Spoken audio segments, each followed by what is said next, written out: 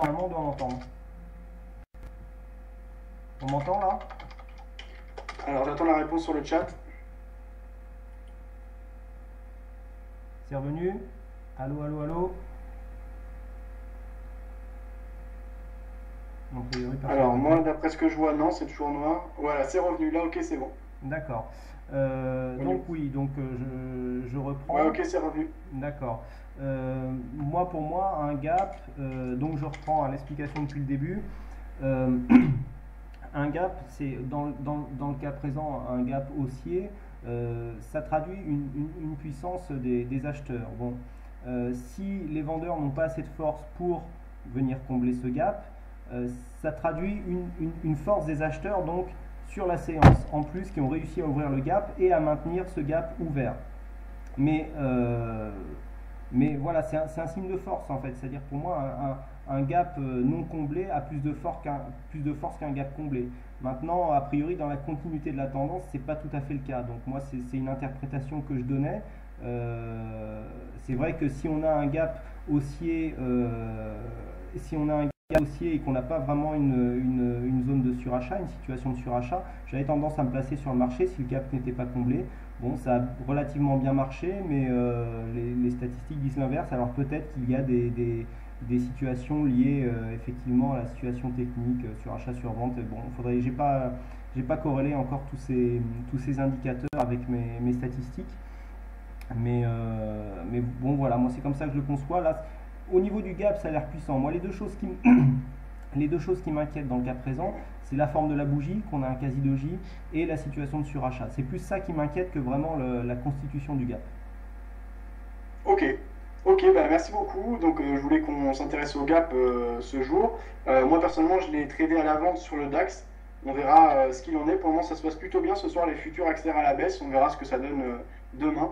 Je pense qu'on va clôturer là-dessus sur le gap. On va enchaîner avec les trades ton passage sur le forex. Est-ce que tu veux nous parler de tes trades de la semaine dernière, peut-être sur le marché d'échange? Sur la semaine dernière, j'ai peut-être pas grand-chose à te faire voir parce que j'ai pas tout en tête. Ok, Euh, alors moi pas de problème, mais tu voulais nous parler en fait du forex, c'est ça? Oui, oui, oui. Si tu veux, je peux te parler vite fait, comme je vois qu'il reste très peu de temps, des trades que je conseille un petit peu sur l'euro dollar. Est-ce que ça Oui, bien t'intéresse? sûr, ouais. Alors, c'est une technique qui est relativement basique, hein, puisque c'est basé sur les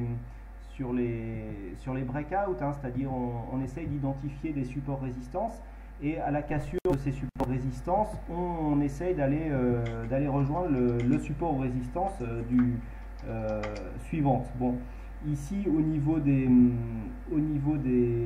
trades donc, qui avaient été proposés la semaine dernière, alors la semaine dernière on était en range, hein, puisqu'on avait ici, on était capé par le haut à peu près ici au niveau voilà, au niveau des 1,26 60 70 et puis par le bas on était à peu près sur ces zones là aux environs des 1,26 60. On a eu une fausse sortie ici, hein, ce qui a occasionné un trade perdant, mais voilà ce qu'on a eu. Alors moi je ne joue pas en général, pour moi le marché du forex est plus souvent en tendance qu'en zone en horizontale comme ça.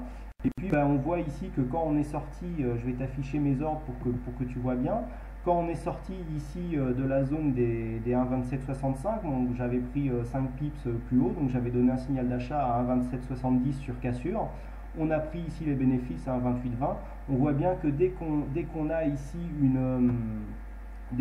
une cassure et qu'on joue avec donc les supports résistance, on a des bons résultats. Et puis bon, c'est une technique basique, c'est plus fait pour les personnes à s'habituer à un système de money management, puisque ce système est basé sur un ratio gain-perte de 2 pour 1, hein, donc c'est vraiment du classique. Et donc, à force de signaux comme ça, on arrive à faire des petits résultats qui sont assez sympas. Donc là, aujourd'hui, c'était à la hausse, mais ça peut être à la baisse. Et puis, on voit ici, quand on a des fausses cassures, là, on n'a pas été atteindre l'objectif. On revient ici à l'intérieur du range et on se fait stopper. Donc là, j'ai plus les ordres, hein, parce que ma plateforme me les a effacés. Mais voilà en gros comment ça se passe. Donc c'est des signaux que je donne tous les soirs après la fermeture des marchés américains. Pourquoi à cette heure-là? Parce que c'est une heure à laquelle on a une faible volatilité et donc ça permet de placer les ordres. Moi je les place le soir vers minuit et puis des fois il y en a qui partent le lendemain matin ou des fois même dans la nuit, mais bon, je profite en fait de cette période de moindre volatilité pour placer mes ordres et les laisser courir sur une séance. Alors, ça fait combien de temps que tu trades ainsi sur le marché d'échange? Ou que je donne les signaux comme ça sur le Forex, je sais pas, ça doit faire 2 3 mois à peu près. D'accord. Et donc, ouais, c'est du signal quotidien. Donc, tu peux avoir déjà des résultats sur un échantillon de temps assez intéressant. Donc, tu dirais que pour le moment, c'est assez intéressant dans l'ensemble? C'est assez intéressant dans l'ensemble. Je dirais qu'on a un ratio entre trade perdant, trade gagnant. Je pense qu'on est entre, c'est pas énorme, hein, on doit être entre 50 et 60%, mais du fait qu'on a des gains 2 fois plus grands que les pertes, on arrive à à être positif en fait sur le long terme. Ok, très bien. Ben, merci beaucoup. Est-ce que tu t'intéresses à d'autres paires ou uniquement à l'euro-dollar? Non, pour l'instant, honnêtement, je fais pas d'autres analyses, c'est pas par goût, mais c'est par manque de temps. En plus, bon, les gens le savent, mon expérience sur le Forex, elle est récente, donc j'essaye de vraiment de bien me familiariser à une classe d'actifs, hein, comme l'euro dollar, avant vraiment d'étendre cette stratégie ou une autre, parce que j'ai d'autres stratégies qui sont un peu plus élaborées, que j'avais expliqué lors de précédents lives. Mais pour l'instant, je reste sur l'euro dollar pour bien me familiariser avec la volatilité qui est propre au Forex, pour vraiment m'étendre sur d'autres stratégies, hein. On va voir là, par exemple, je me suis un petit peu amusé cet après-midi à jouer sur des surventes, sur achat. Là, j'avais une survente, j'avais pris une mini exposition qui m'a permis de doubler lorsque j'ai détecté une autre survente. Et ensuite, je suis revenu ici prendre des bénéfices. Bon, bah là, c'est de l'entraînement que je fais sur des faibles expositions, hein, mais c'est plus pour me familiariser vraiment avec les mouvements du Forex que ça, c'est pas des signaux que je donne encore directement parce que bon, si je me plante, je préfère me planter tout seul sur des trucs comme ça. D'accord, ok, merci. Sur le Forex, on voit que tu postes, enfin que tu as une stratégie qui implique de poser des ordres en attente, donc de détecter les seuils qui te paraissent importants par rapport aux études des cours des jours précédents Mhm. pour placer des trades pour le jour suivant. Donc tu le fais pendant la nuit quand il y a peu de volatilité, comme ça tu es bien sûr que que tu as pris compte de tous les signaux de la veille. Est-ce que tu appliques le même type d'approche par rapport au marché action ou pas du tout? Pas du tout. Ça, c'est vraiment une stratégie que j'applique sur le Forex. Alors, si les signaux, je les applique, mais alors d'une différente manière, quoique, il y a beaucoup de choses qui se ressemblent en fait. Au niveau du CAC, quand je donne des signaux, je l'applique aussi. C'est-à-dire que les signaux que je donne sur l'analyse écrite du CAC 40 sont un peu basés sur le même système, à savoir que lorsqu'on vient casser des supports ou des résistances, on essaye d'aller rejoindre le suivant. C'est le signal que j'avais donné vendredi. Vendredi, j'avais dit que sur repli, on pouvait acheter sur 700 parce que j'avais déjà détecté une zone de surachat potentiel. Donc je me disais, quitte à venir acheter, ici on attend un petit repli. Donc j'avais préconisé un achat sur repli à 700 pour essayer d'aller rejoindre les 750. Bon, on n'avait pas atteint l'objectif vendredi. Moi, honnêtement, j'avais plutôt conseillé de ne pas rester over week-end compte tenu de ce qui avait se passé ce week-end. Bon, ceux qui ont gardé la position, ils ont clôturé le trade avec 65 points, hein, puisqu'on a ouvert en gap, donc au-dessus de l'objectif, ce qui est quand même aussi intéressant. Donc pour ceux qui jouent sur le cash, hein, parce que sur les CFD ou sur les futurs, les choses sont différentes quand même. Même si moi en CFD, je crois que j'ai une ouverture pas loin entre 60 et 65 aussi, donc même en CFD, en fait, on aurait clôturé en gain sur ce genre de signaux. D'accord. Il y a quand même ouais, une vraie différence entre le marché d'échange et le marché des actions en termes de variation des cours, en tout cas d'après ce que tu observes. Oui, oui, oui, c'est-à-dire que bon, je m'adapte aussi, c'est sûr que s'il y a s'il y a une surachat ou une survente, c'est ce qui s'est passé la semaine dernière. Il y a eu, je crois que c'était sur l'euro dollar, on a eu une grosse zone de surachat et j'ai pas donné de signal haussier parce que pour moi, voilà, je crois qu'on était par là. J'ai pas donné de signal haussier parce que pour moi on était trop en surachat enfin je me rappelle plus où on était. Et j'ai dit donc, je n'ai donné qu'un signal baissier et bon en plus il a été payant il a eu un gain.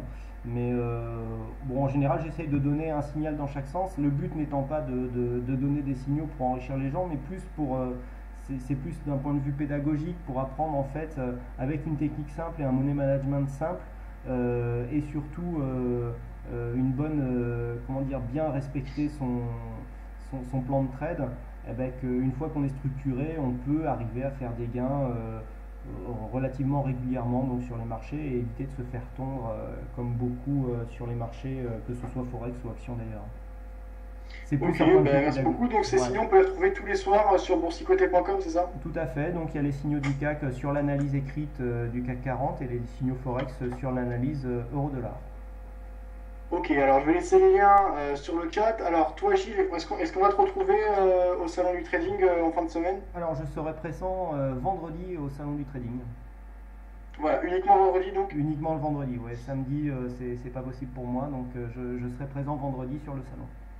Ok, donc pour ceux qui sont intéressés pour discuter en direct avec Gilles à propos de ses techniques, etc., ben, n'hésitez pas à venir nous rejoindre vendredi. Et nous, on sera également présent le samedi avec Jérôme Révillier, notamment pour notre petite conférence entre membres de Vidéo Bourse, le samedi à 11 h sur le stand Money Week. Vous avez toutes les informations dans le forum, dans le sujet dédié à cet événement. Donc je vous laisse le lien là encore. Et ben, écoute, merci beaucoup Gilles ben, pour cette nouvelle chronique et pour tes éclaircissements, notamment sur les gaps.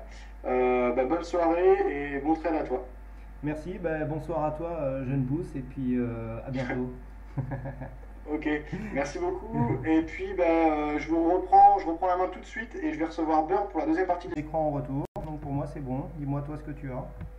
Alors non, c'est tout noir là chez moi. Alors est-ce qu'il n'y a pas un souci? Il n'y a pas un paramétrage ou quelque chose de particulier? J'ai rien changé moi. J'ai rien changé Ok, aujourd'hui, donc là je sais pas quoi te dire. Moi en plus je vois bien le d'accord. retour de mon écran dans ce que je filme. Ouais, et puis là je viens de changer d'image, c'est pas figé, j'ai mon écran bleu, j'ai tout, donc Ouais. je comprends pas. Ok, bah moi j'ai un écran noir. Voilà, là c'est arrivé. Ok, ça a apparu, donc on peut Ça y commencer. est? C'est bon, tout est ok. D'accord, bon bah écoutez, bonsoir à tous, désolé encore une fois pour le contretemps. Donc ce soir, Fabien, tu voulais qu'on parle des gaps? Alors attends, je demande juste si tout est ok sur le chat. Voilà, et j'attends la réponse et on débute tout de suite. Donc apparemment c'est bon, hein.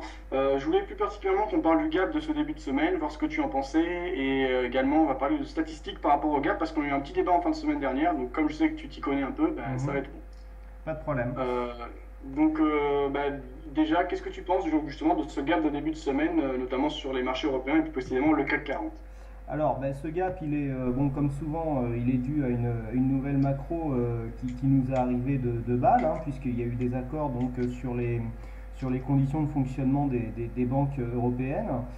Euh, Au début, j'étais un peu surpris, honnêtement, par rapport aux conditions. Et en fait, je me suis aperçu que c'était parce que, alors je pense que c'est parce que en fait les délais d'application de ces accords ont été rallongés pour ne pas mettre trop de pression sur les banques. C'est comme ça que moi je l'interprète. Donc c'est ce qui à mon sens justifie la hausse que nous avons eue aujourd'hui avec des gaps un peu partout sur tous les marchés, y compris sur les, enfin oui, sur le DAX, voilà, je veux dire, bon, ça allait plutôt dans le bon sens, ça a été interprété comme tel du point de vue des investisseurs. D'accord. Donc techniquement, comment on peut interpréter ce gap? Est-ce que c'est un gap de rupture, de continuité ou de retournement? Alors, déjà pour moi, c'est tout sauf un gap de rupture, puisqu'un gap de rupture se fait dans le sens inverse de la tendance de fond.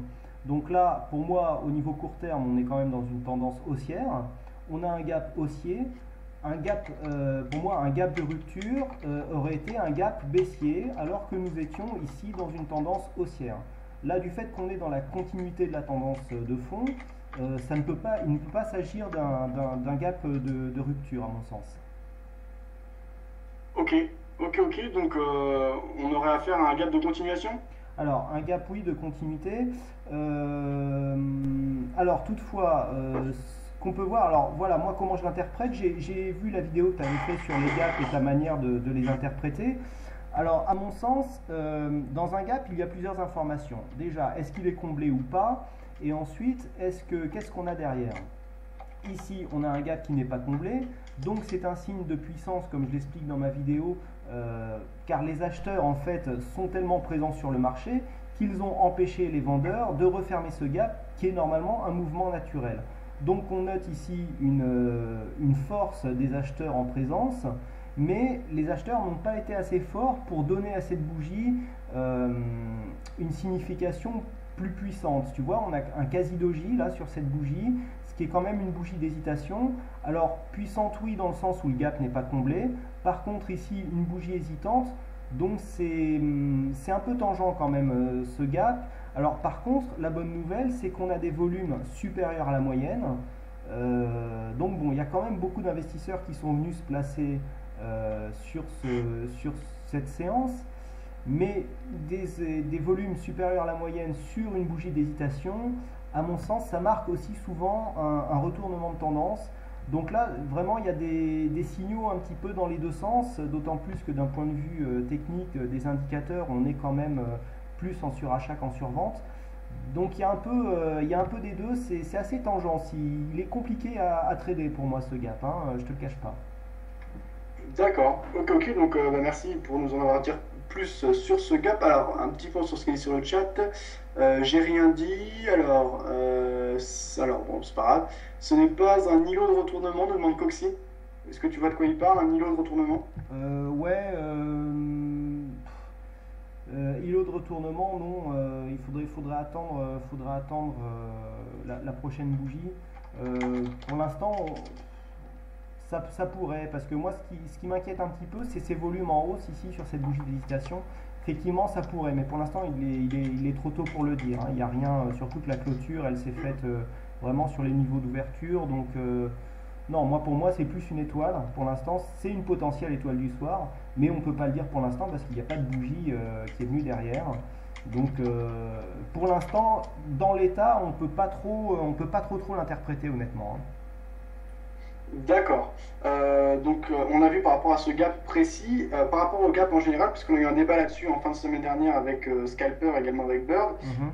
Est-ce que tu as fait des statistiques par rapport au gap? Et est-ce que tu peux nous dire, parce que comme tu l'as déjà dit, les gaps, naturellement, ils doivent être comblés, donc il y a plutôt une tendance au comblement d'un gap en général. En termes de statistiques, est-ce que tu as des chiffres précis à nous donner ou pas du tout à ce sujet? Des chiffres précis, non, je les ai pas en tête. Par contre, alors si tu me permets d'afficher une page que je connais bien, Oui, il me semble que au niveau des...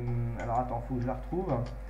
Au niveau des gaps, un gap comblé en séance euh, a plus de chances d'avoir des séances haussières sur les prochaines séances qu'un gap qui n'est pas comblé tout de suite. Alors, je ne me rappelle plus où c'est que j'ai alors mis. ça c'est statistique, c'est par des chiffres précis ou c'est C'est une théorie? statistique, c'est suite à des probac tests que j'ai fait et qui montrent ça en fait. D'accord. Voilà, donc là on y arrive. Voilà, excuse-moi, je ne retrouvais plus ma page. Je vais te faire voir ça. Voilà. Là, donc j'ai fait des statistiques. J'ai pas mis, oui, j'ai mis gap haussier. Pour l'instant, j'ai pas mis gap comblé, gap non comblé. Parce que je voulais mettre en même temps en fonction de la tendance, si c'était en rupture ou en continuité. Donc bon, alors pour l'instant, je l'ai pas mis au niveau du site, hein, dans le tableau des statistiques que j'ai fait. Mais voilà, on a plus de chances d'avoir une tendance dans la continuité du gap si le gap est comblé rapidement. Par contre, on a plus de chances d'avoir un retournement si le gap n'est pas comblé tout de suite.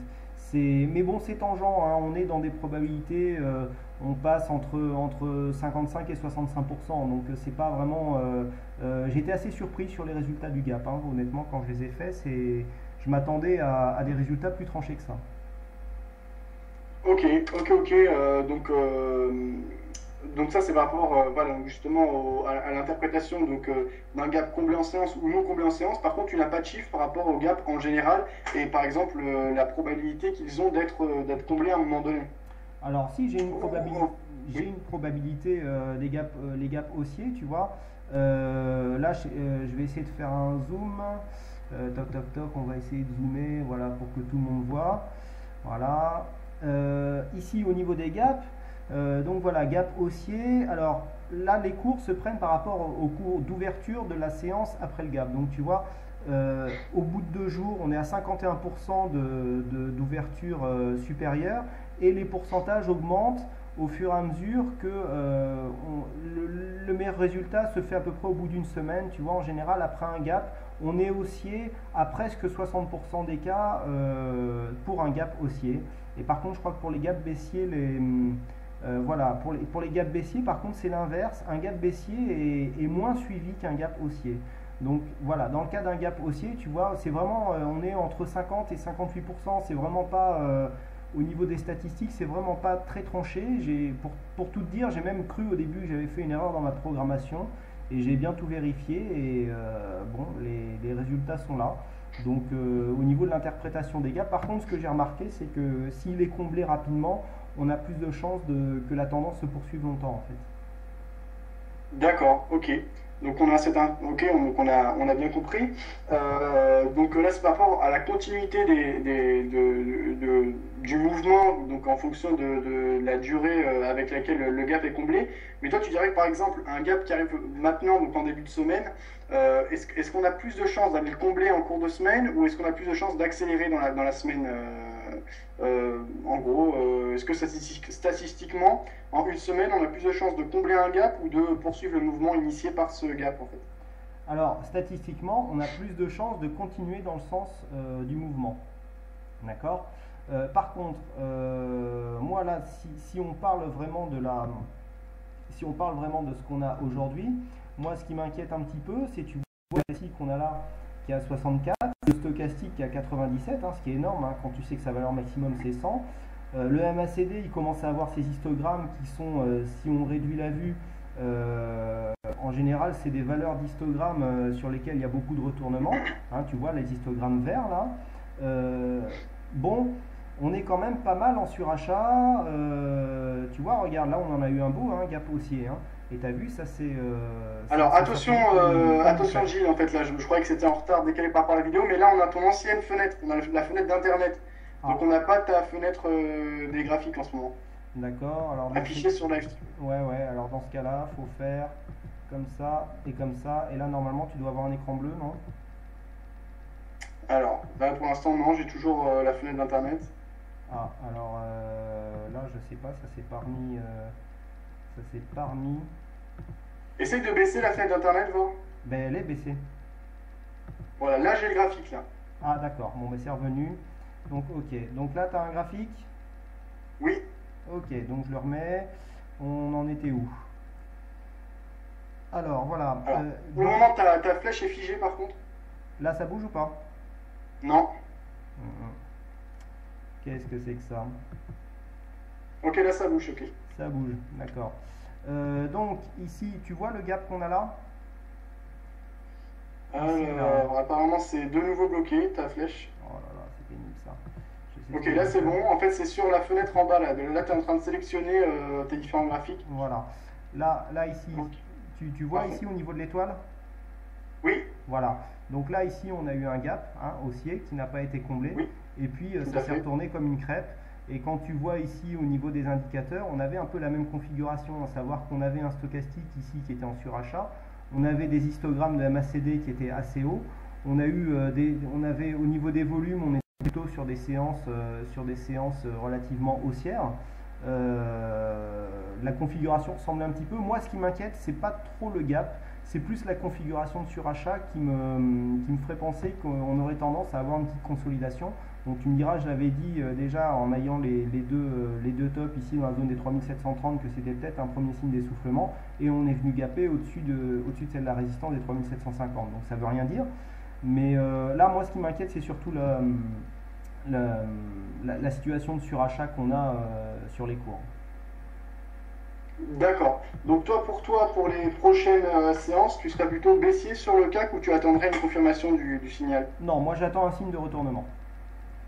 D'accord. Par contre, c'est clair que sur une configuration comme ça, il y a un gap haussier, c'est très bien, mais je ne vais pas prendre un long, ça c'est sûr. On est trop en surachat pour que j'aille me mettre acheteur sur le marché au jour d'aujourd'hui. D'accord. Donc par expérience, pour toi, on a une situation assez proche de ce que l'on avait observé donc au courant juin 2010. Oui, tout à fait, ouais. On est ouais, là par rapport à la situation du 21 juin, on est à la fin d'une tendance haussière marquée, hein, puisque quand tu regardes ici au niveau de la tendance, on est parti, on a ouvert ici le 31 août, on a ouvert à 3435 Et ici, on est venu marquer un plus haut à 781. Bon, à 350 points de hausse. Il n'y a pas eu vraiment, à part ici, une petite zone de consolidation. On n'a pas eu grand-chose. Euh, Moi, je commence à croire un peu plus à une sortie de cette espèce de range dans lequel on est depuis quelques mois. Par contre, j'attendrai une consolidation pour me placer parce que là, ça me semble vraiment trop dangereux de se placer haussier sur ce marché actuellement. Enfin, au jour d'aujourd'hui, quoi. Ok, alors il y a des décalages en fait. Apparemment, il n'y avait pas de problème. C'est simplement qu'il y a des décalages entre l'image et donc la diffusion sur live stream. Et quand moi je t'entends via Skype en fait, donc en D'accord. fait, tu fais les choses simplement. Il n'y avait pas de problème en fait. Apparemment, Ok. c'est ce que me dit Bird. D'accord. Donc pour enchaîner, ok, donc ça on a vu. Donc bah, c'est un avis précis, donc c'est sympa. En plus, j'ai l'impression que au-dessus, on a une zone de résistance qui semble se dessiner avec les précédents plus hauts qui avaient été marqués début août. Oui, bah oui, de toute façon, alors il y a une résistance psychologique. Alors il y a 3775 hein, qui avait été marqué, il y avait eu un plus haut à 3774 le 13 mai 2010. Et puis on a une zone ici entre 775 et 800 points qui avait été atteinte. Alors, bonsoir à tous. Normalement, tout doit être ok et tout doit être revenu. Normalement, donc si on peut me le confirmer, ce serait top. Sur le chat, et on va pouvoir enchaîner avec cette deuxième partie d'émission durant laquelle on va recevoir Bird qu'on va retrouver tout de suite. Alors, je vais essayer d'aller le chercher sur Skype. Bird.com, voilà, lifeisotrade.wordpress.com, le site internet de Bird. Alors, on écoute ça tout de suite.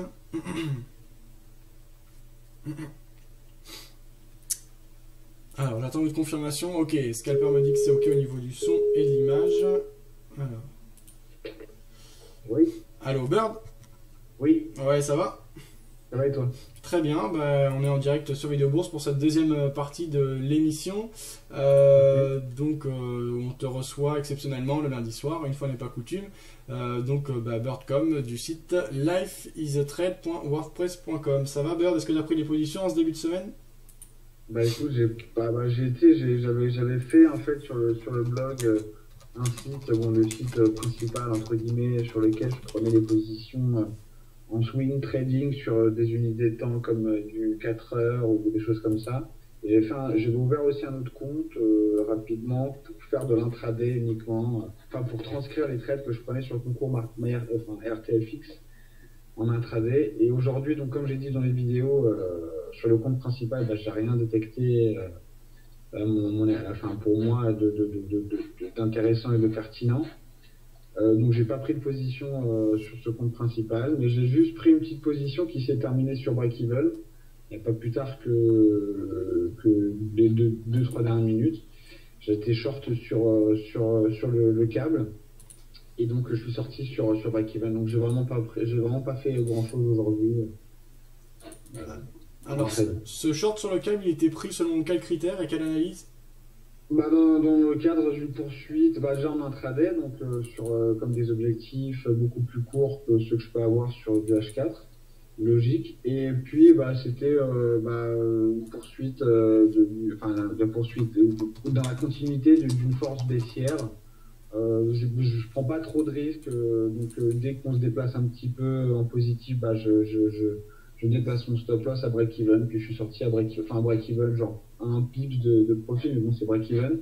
Donc voilà, pas de bilan hormis ce trade blanc. Ok, pour l'instant, dans le cadre de ce compte là justement, donc le compte de swing trading, tu t'intéresses surtout à l'euro-dollar et à la livre sterling face au dollar. Là, on a peu de signaux sur la livre sterling face au dollar. En revanche, on a eu du mouvement sur l'euro-dollar, notamment aujourd'hui avec une belle bougie haussière. Alors là, je vais afficher le graphique de l'euro-dollar en journalier. On reste quand même dans un range qui se situe entre une résistance horizontale qui se situe aux alentours des 1.2925 et un support horizontal qui se trouve à 1.2583.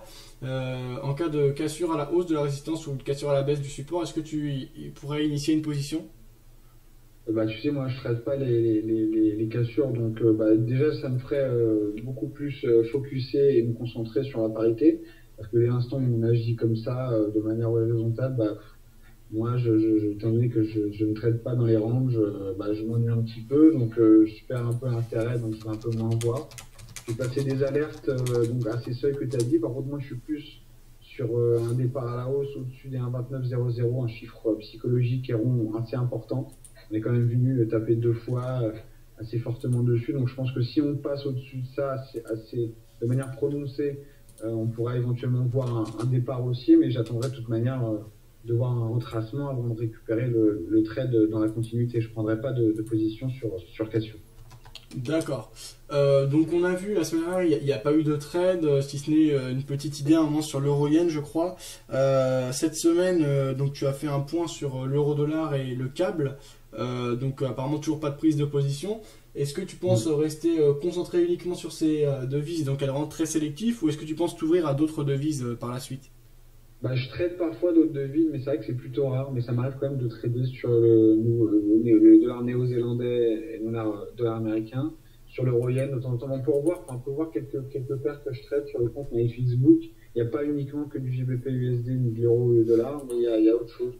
Mais bon, c'est vrai que par exemple, on a comme je l'avais dit, je sais plus il y a combien de temps, le dollar américain contre le yen nous propose quand même pas mal de choses relativement simple à trader en plus bon, même si c'est une paire qui est moins volatile que les autres, il y a quand même des belles opportunités de trade sur le yen, alors que sur le dollar yen pardon, que je n'ai absolument pas prise et que je m'en mords un petit peu les dents maintenant, étant donné je dirais pas la facilité parce que rien n'est facile, mais au moins les évidences que nous donnait le dollar contre le yen. Ok. Bah écoute, un petit coup d'œil sur ton suivi de résultats. Donc pour le moment, tout laisse croire que il faut mieux être sélectif que quantitatif sur les marchés. Parce que quand on voit ton compte, c'est assez impressionnant. Donc le dernier trade, il a été passé le 2 septembre, donc il y a 10 jours maintenant sur le compte classique. Pourquoi ce nouveau compte intraday? Peut-être parce que bon, on parle pas d'overtrading, mais c'est difficile d'appliquer trop de filtres et d'être trop sélectif. Est-ce que c'est compliqué de peu trader finalement? C'est compliqué de peu trader parce que on a toujours envie plus ou moins d'être placé, de se placer sur les marchés. Après, excusez-moi. Moi, ce qui m'embête un petit peu, c'est surtout que ça alimente un peu moins le blog. Donc, du coup, s'il y a moins de positions, ça devient un peu plus ennuyeux. Donc, étant donné que ce compte intraday ne me coûte rien, vu que c'est sur le concours RTFX, je peux me permettre de prendre peut-être un peu plus de risques, chose que je ne ferai plus en réel. Mais c'est vraiment avant tout pour essayer de trouver quelque chose à faire sur le blog en attendant. Ok. Alors, pour le moment, sur le compte court terme, ça démarre plutôt bien, même si c'est vraiment le début du compte. Donc, pour le moment, un gain de 0,98%, donc quasiment 1%. C'est ta première journée sur ce compte intraday? Je pense que je l'ai ouvert, voilà, je l'ai pas sous, je vais regarder, mais il me semble que je l'ai ouvert jeudi, enfin que j'ai pris la première position jeudi ou vendredi dernier. Donc, ça fait 3 jours de trad ouvrable, quoi, que j'ai ce compte. D'accord, ok. Je vois dans l'history, il n'y a pas de. C'est mis en privé, c'est un choix de ta part ou c'est pour le moment tu l'as pas encore paramétré? J'ai pas compris. Il y a des choses en privé? Ah oui, ah non. Dans History, en fait, sur MyFXbook, je vois que c'est en privé. Est-ce que c'est un choix ou c'est paramètre? Non, je vais le modifier tout de suite. J'avais pas vu en fait. Donc ok. Je vais modifier tout ça tout de suite. Ok, pas de problème. Donc merci pour ces précisions. Et donc visiblement, enfin pour le moment, c'est même pas visiblement, c'est prouvé que tu as quand même d'excellents résultats. Donc on espère que ça va continuer comme ça. Alors, est-ce que tu as vu les gaps observés en ce début de semaine sur les marchés actions et notamment sur les marchés européens? Pas vraiment. Je suis pas quelqu'un qui me concentre beaucoup sur les gaps, sincèrement. J'ai un peu écouté ce que vous disiez, mais je n'ai pas réellement. J'ai modifié pour l'historie. J'ai pas réellement. Je n'ai pas réellement regardé concrètement. D'accord, très bien. Donc on va pas insister là-dessus. Par rapport à tes trades intraday, est-ce que c'est le même type d'approche que sur les trades long terme ou tu as une approche totalement différente? C'est à peu près le même genre d'approche. Par contre, je reste toujours dans l'optique de nous prendre uniquement dans le sens de la tendance en H4. Donc, par exemple, aujourd'hui, sur le GBP, le short que j'ai pris il y a très peu de temps, je ne considérais que les shorts, donc les longs ne rentraient pas en ligne de compte. Je me concentre beaucoup sur les séances Londres enfin Londres quand je peux, parce que c'est pas évident pour moi à Londres, parce que c'est en pleine nuit, donc c'est dommage pour moi parce que j'ai quand même un gros sentiment baissier. J'aurais fait pas mal de pipes sur ça, mais j'ai pas pu parce que techniquement, je dormais. Mais j'aime bien me concentrer sur Londres et sur New York. Bon, là, plus sur New York aujourd'hui. Donc, je spottais un short. J'ai cru bon prendre ce short. Et puis, finalement, on s'est fini sur break-even après. Voilà. Mais c'est plus uniquement dans le sens de la tendance en H4. Donc, je ne focusais que sur les shorts.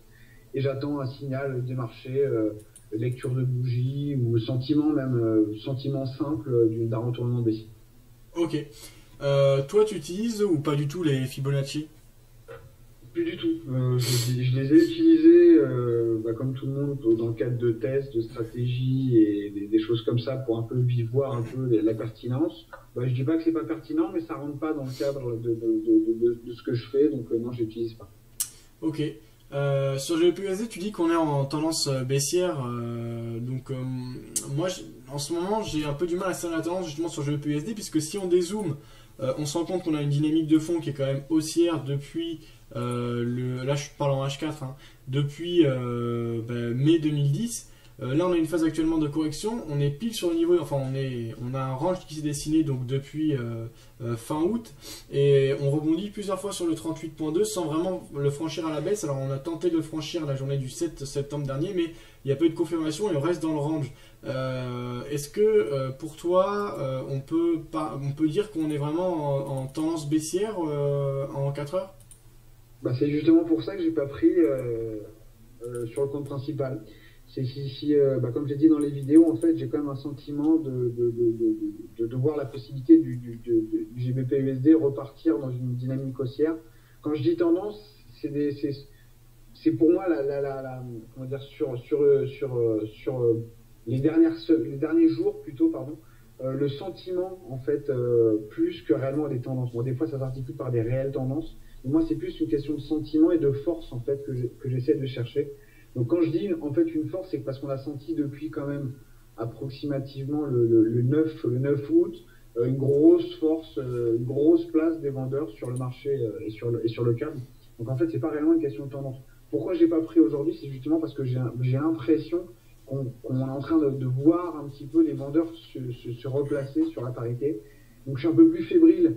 Donc c'est un peu pour ça que j'ai pas pris sur le compte principal aujourd'hui sur mon compte REIT. C'est parce que j'ai quand même un petit doute et j'ai pas envie de regretter une fois la position prise et me dire que mon sentiment était pertinent. Donc quand j'ai un petit doute comme ça et que en fait quand j'applique l'adage dans le doute s'abstenir, quand je doute je m'abstiens. Donc et là, et comme tu l'as dit, je doute un petit peu de la force et de la présence des vendeurs sur GBP/USD. Donc dès l'instant où j'ai un petit doute, j'ai pas envie de regretter. Après, j'ai pas envie d'être stressé non plus. Comme tu sais, j'essaie d'éviter un peu tout ce qui est facteur stress dans mes trades. Donc là, ça m'intéresse pas. Et comme tu l'as dit, il y a quand même un seuil important en ce moment. Donc je reste attentif et la possibilité de voir le câble exploser à la hausse m'étonnerait très peu. Ok, donc oui, tu es quand même mitigé dans cette approche. Alors justement, ce que j'allais dire, alors en effet, je suis tout à fait d'accord avec toi. Du 9 août en gros jusqu'au 24 août, on a eu une très grosse force vendeuse, donc une dynamique de fond clairement baissière, qui nous a ramené à retracer et même à sortir à la baisse de la tendance haussière qu'on observait depuis mai 2010, donc celle dont je parlais tout à l'heure. Actuellement, si on regarde les plus hauts et qu'on relie les différents plus hauts depuis cette période, on semble assister à une espèce de courbe qui faiblit petit à petit pour arriver sur une période de range justement. Donc est-ce qu'on peut pas interpréter ça un peu comme justement un manque de force désormais de la part des vendeurs qui peine un peu à confirmer la dynamique qu'ils avaient voulu mettre en place durant le mois d'août? C'est exactement ça, c'est vraiment, on sent que ne serait-ce que visuellement, quand on a un petit peu d'expérience dans le visuel, on se rend compte quand même qu'on voit clairement qu'il y a vraiment une résistance et de plus en plus de présence acheteuse. Donc comme tu l'as dit, il y a vraiment un seuil là, et on peut vraiment s'attendre à une reprise, d'autant plus qu'en daily, quand on regarde en daily, on se retrouve vraiment sur une période de consolidation et on pourrait revoir vraiment une dynamique haussière s'accentuer. Donc il y a vraiment, on pourrait appeler ça une période de range et de non-tendance. En fait, c'est réellement pour ça que je prends en position, c'est parce que sur l'euro USD, elle est articulée clairement. Sur le GBP USD, c'est un peu moins clair, mais ça reste quand même très indécis. Ok. En 4 heures, moi je pense remarquer la formation d'une épaule tête-épaule assez légère, mais quand même une épaule tête-épaule avec la première épaule qui se serait formée le 31 août, la tête qui se serait formée le 7 septembre et la seconde épaule qui serait formée donc le 10 septembre, donc vendredi. Est-ce que tu es d'accord avec moi ou pas? Une épaule tête-épaule inversée ou normale? Inversé, inversé. Ah oui, inversé, oui. Alors oui, dans inversé, je suis d'accord avec toi. Normal, je la voyais pas, donc c'était un petit peu bizarre. Mais un tête d'épaule inversé, oui. Je suis pas un partisan non plus des figures chartistes. Mais c'est vrai que dans le cadre d'une configuration épaule-tête-épaule inversée, on pourrait avoir une reprise haussière techniquement. C'est ce qu'une épaule de tête-épaule inversée nous annonce maintenant. Après, comme je te l'ai dit, je suis vraiment attentiste et tant que le marché ne me donne pas plus de signal, je serai hors du marché. Ok, donc là c'est pour un point vraiment complet sur la livre sterling face au dollar. L'euro-dollar, pour toi, est-ce qu'on a exactement le même type de configuration ou est-ce que c'est quand même différent ce que l'on a sur l'euro-dollar? L'euro-dollar, c'est à peu près les mêmes choses, sauf qu'on a quand même, on est plus erratique dans le range. On a réellement un range, là, on voit vraiment les 1,2900. Faut quand même noter que c'est vraiment les seuils psychologiques, c'est vraiment important. Et là, quand on voit articuler comme ça, ça renforce l'idée que le 1,2900 est vraiment un seuil extrêmement important. Je pense pas, enfin, je peux me tromper, mais je pense pas qu'on ira fricoter. Je pense que si on sort clairement des 1,2900 ou on rebondit nettement dessus, pour une sortie, moi vraiment, je serais vraiment sur une optique haussière forte, donc en train de spotter les longs et uniquement les longs. Pareil dans l'autre sens, à 1,2600, c'est le plus bas détecté sur la parité en H4. Pareil, chiffre psychologique, 300 pips d'amplitude sur ce range. La sortie pour moi sera sûrement violente et il faudra être présent le jour où ça sortira. Et malgré le fait que tu aies détecté ce type de configuration qui peut être intéressante, t'es pas intéressé pour trader des signaux de breakout? Non, du tout, parce que psychologiquement je serais très faible et ça impliquerait beaucoup trop de stress pour moi et je suis très à cheval sur le fait d'être pas stressé ou très peu stressé lors d'un trade, parce qu'on sait que le stress ça implique parfois beaucoup d'erreurs. Donc j'ai pas envie d'être stressé, donc je préfère pas. Et les breakouts chez moi génèrent du stress aussi bien dans la pose de mon stop loss que dans mes sorties. Donc je préfère vraiment attendre de voir la sortie, voir qu'elle est confirmée et prendre sur le swing et le retracement technique après. Ok. Donc, en gros, est-ce que là, ce que tu appliques, c'est une règle que tu penses qui peut aller au plus grand nombre, ou est-ce que ça rend propre à toi ou à ton approche du trading? En fait, si je veux dire par là, est-ce que tu conseilles à tout le monde de vraiment se contenter d'appliquer strictement sa stratégie et son plan de trading, ou est-ce que tu penses que certains, s'ils ont le temps et s'ils ont la volonté, peuvent appliquer différents types d'approches selon les cas de figure qui se présentent à eux? Je pense qu'il faut avoir plusieurs approches, se focuser sur uniquement une approche. Regardez, ça donne un petit peu ces moments où on prend pas de trade parce que quand les configurations et quand on est un petit peu discipliné, quand on arrive à se discipliner, parce que je l'ai pas toujours été et ça m'a causé des pertes, donc je me discipline surtout par rapport à ça. Quand on se discipline et qu'on a des configurations qui s'apparentent pas et qui s'approchent pas aux configurations requises pour prendre position, on prend pas de position comme la semaine dernière. Ça peut frustrer, ça peut parfois énerver parce qu'on va passer à côté de certaines choses, c'est évident. Je considère qu'on ne peut pas être sur tout le temps, ça serait trop beau et trop facile, donc c'est une discipline que je m'impose, mais c'est vrai qu'avoir plusieurs stratégies comme tu l'as dit, c'est préférable. Quand on a une stratégie pour les ranges, quand on a une configuration range, c'est sûr que ça aide. Mais moi j'ai quand même une approche là-dessus, c'est que dès l'instant où on constate le range, pour moi il est déjà fini en fait. Ça c'est à peu près la même théorie que j'ai mais ça c'est vraiment les théories personnelles, donc là on rentre pas dans la généralité, c'est vraiment moi et mes théories. Dès l'instant où on constate le range, pour moi il est déjà fini, donc commencer à le trader est déjà trop tard. Et pareil que sur les news, pour moi actuellement on joue les news qui se donneront la semaine prochaine ou dans 2 semaines, donc ça c'est des théories que moi que je me suis faite, mais bon après elles sont pas réellement, c'est pas des généralités. Ok, mais par exemple, je vois sur l'euro-dollar, on a un range actuellement, donc on vient d'en parler, et tu as dit qu'il te semblait judicieux de trader les sorties, que ce soit à la hausse ou à la baisse. Donc là, quand même, on a un range qui est repéré et qui semble toujours d'actualité, qui nous permet de fixer des points d'entrée, non? Bah, en fait, moi, quand on constate le range, il est déjà trop tard pour trader dans le range. Ça veut dire que Ah, dans le pour range, moi, d'accord, ouais, pas les sorties, dans le ouais, range, tu as non, non, indiqué. non, pas les sorties dans le range. C'est-à-dire que quand je dis quelqu'un, c'est bien pour quelqu'un d'avoir une stratégie en range et une stratégie en tendance.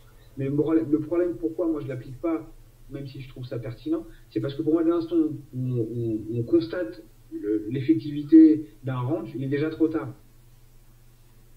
Ok, ok, donc on a bien De toute façon, compris. le range, je ne trade plus dans le range parce que d'après moi, par exemple, prendre un short à 1,2900, c'est pas du tout, ça serait quelque chose qui semblerait très très pertinent. Mais pour moi, c'est quand même très très cavalier parce que je serais pas étonné de voir si on va chercher un 2900, de le voir exploser à la hausse. Ok, ok, donc on a bien compris l'idée. Est-ce que tu aurais une autre paire sur laquelle tu voulais faire le point? Tu nous as parlé de dollar face au yen japonais tout à l'heure. Si on le regarde en 4 heures, donc je vais simplifier le graphique, le dollar face au yen japonais est dans une dynamique de fond qui est baissière. Vraiment de manière très prononcée. On a eu des annonces récemment, apparemment, du gouvernement japonais qui a demandé au gouvernement européen et américain de ne pas intervenir s'ils tentaient de faire un peu baisser leur monnaie. Toi, le point de vue que tu aurais actuellement sur le dollar face au yen, ce serait lequel? Je suis vraiment pas un spécialiste du dollar face au yen, donc j'ai pas envie de dire trop de bêtises non plus. Moi, le dollar face au yen, on est quand même dans une force baissière. Par contre, on voit quand même qu'il y a des retracements techniques, je dirais normaux, pour revenir après dans vraiment une force importante à la baisse, venir quand même assez violemment chercher des bons objectifs en termes de baisse. Pour moi, on serait éventuellement dans une poursuite à la baisse. Il n'y a rien qui m'indique le contraire. Une fois qu'on sortirait en 4 heures des moyennes mobiles 50 et 100, là par contre, on changerait un peu de musique. Il y a un seuil important à 1,2930, pardon, à 109,03, donc à 109,30. Donc au-dessus de 109,30, oui, là vraiment, on serait vraiment dans la présence d'une force acheteuse importante, mais toujours en dessous des moyennes mobiles 50 et 100 ou H4, je pense qu'on poursuit la dynamique baissière sur l'euro-yen. Ok, ok. Alors là, tu nous as parlé d'euro-yen justement. Là, on parlait du dollar face au yen. Donc, tu es toujours sur le dollar face au yen. C'est un lapsus que tu as fait ou tu voulais tu regardais C'est vraiment? un lapsus, je me suis trompé, le dollar face au yen, en fait, quand je parlais d'avance baissière, je le traite jamais, en fait, parce que même si, comme je l'avais dit tout à l'heure, on pouvait constater des mouvements assez, pas simples, mais pertinents à prendre, le dollar face au yen, c'est une parité que je prends rarement, même si, comme je l'ai dit, elle propose beaucoup de choses. Et pareil, voilà, pour le dollar face au yen, c'est baissier, il n'y a rien à faire.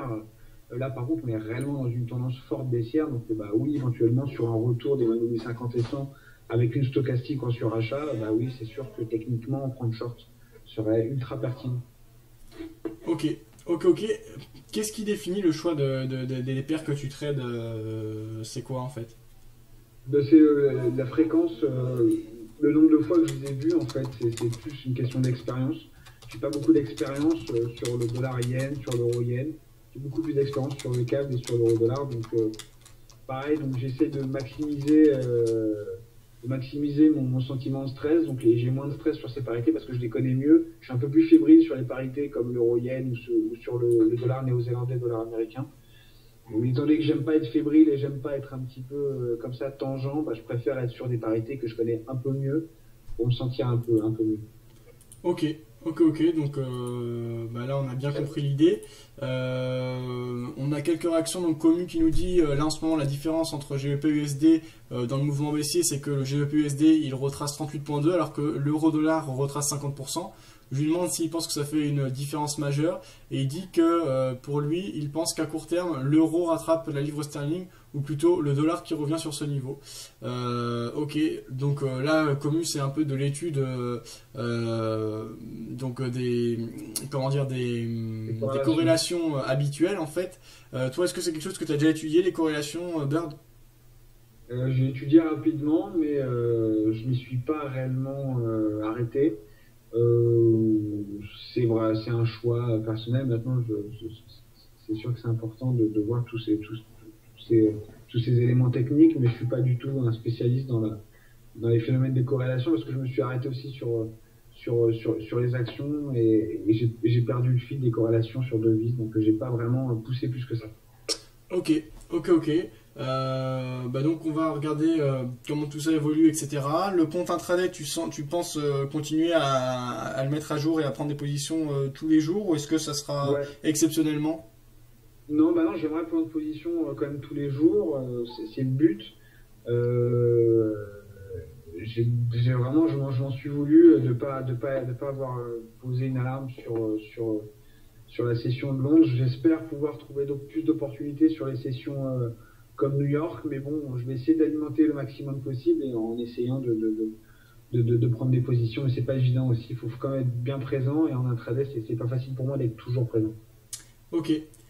Quand tu dis poser des alarmes, c'est carrément pour te réveiller ou c'est simplement quand tu es déjà debout pour... Non, c'est pour quand je suis déjà debout sur des seuils que je considère importants, ou c'est pour me réveiller, pour constater l'ouverture et il y a parfois de belles opportunités à prendre et je les rate parce que faute de disponibilité. Et les problèmes d'horaire aussi, c'est pas évident. On est sur un fuseau qui est pas facile ici, même si c'est bien d'être sur New York, mais quand même rater Londres sur les devises, c'est quand même bien embêtant. Ok. C'est souvent qu'il t'arrive de te réveiller la nuit pour, en gros, prendre des positions ou alors faire le point sur l'ouverture d'un marché? Surtout, où je me couche très tard, donc j'arrive à faire l'ouverture de Londres, alors après, je quitte tout de suite après l'ouverture. Ou alors, oui, mais ça, c'est plutôt rare que je mette des alertes quand il y a vraiment quelque chose, ou quand j'ai des positions, là par contre je le fais, mais sinon c'est plutôt rare. Ok. Bah écoute, merci pour ce point, Bird. Donc on te retrouve demain soir pour le podcast Vidéo Bourse. Oui. Ok, parfait. Rien à ajouter par rapport à Life is a Trade et pas de nouveauté particulière à part ce compte intraday qui est déjà très important comme mise à jour. Ouais, voilà, donc le compte intraday en espérant prendre plus de positions et essayer d'avoir des résultats intéressants. Et essayer aussi cette semaine de prendre des positions sur le compte principal, ça serait pas mal aussi en réel de revenir un petit peu parce qu'après une semaine, des fois, ça fait long. Donc là, on est déjà lundi, il n'y a rien. Je sais pas si demain je prendrai quelque chose. On verra, mais j'aimerais bien quand même prendre au moins une ou deux positions cette semaine sur le compte principal. Ok, parfait. Donc toutes tes analyses et également le suivi de tes performances via les mails e-books, etc. Vous pouvez les retrouver sur lifeisatrade.wordpress.com. On va vous laisser le lien. Un tout petit mot si tu as le temps. On a un salon du trading qui se tient le vendredi et samedi prochain, là, donc 17 et 18 septembre 2010. Qu'est-ce que tu penses de ce type? Je sais que toi, pendant un moment, tu avais réfléchi à un peu plus dynamiser justement le trading et les événements autour du trading à Montréal. C'est sûr que c'est pas évident, mais qu'est-ce que tu penses en gros de ces initiatives comme le salon du trading? Je pense que c'est bien parce que c'est sûr que ça fait déjà voir un peu, sortir un peu de ses habitudes personnelles et voir d'autres choses, c'est important.